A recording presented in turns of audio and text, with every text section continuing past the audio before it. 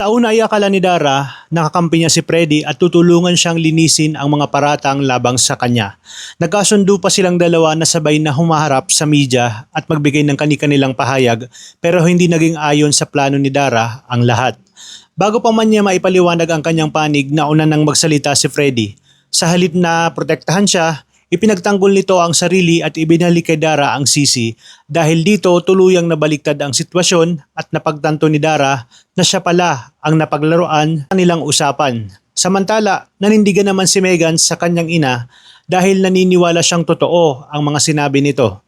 Pasa siya na bumitiw sa Yumi at agad ding inilabas sa media ang kanyang desisyon.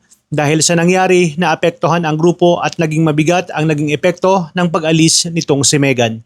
Habang lumalalim ang gulo, lalo namang sumisiklab ang galit ni Dara at si Jenny ang isa sa mga kanyang sinisisi. Hindi niya matanggap na matapos ang lahat ng nangyari sa pagitan nila Freddy, ay nagawa nitong talikuran siya at ilagay sa alanganin ang kanyang pangalan. Bukod sa sarili niyang problema, inisip din ni Dara ang magiging epekto ng iskandalong ito kay Megan at ang posibilidad na masira ang karir nito. Sa puntong iyon, nagdesisyon siya na sabihin kay Freddy ang isang mahalagang katotohanan. Para kay Dara, hindi dapat mapunta kay Jenny ang pakinabang ng kumpanya ni Freddy dahil naniniwala siyang si Megan ang tunay na may karapatan.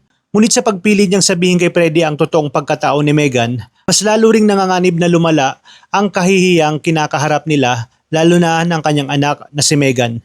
Kaya naman pakaabangan natin kung paano nila haharapin ang buong katotohanan tungkol sa tunay na pagkatao nitong si Megan at kung talaga bang siya ay anak nitong si Freddy.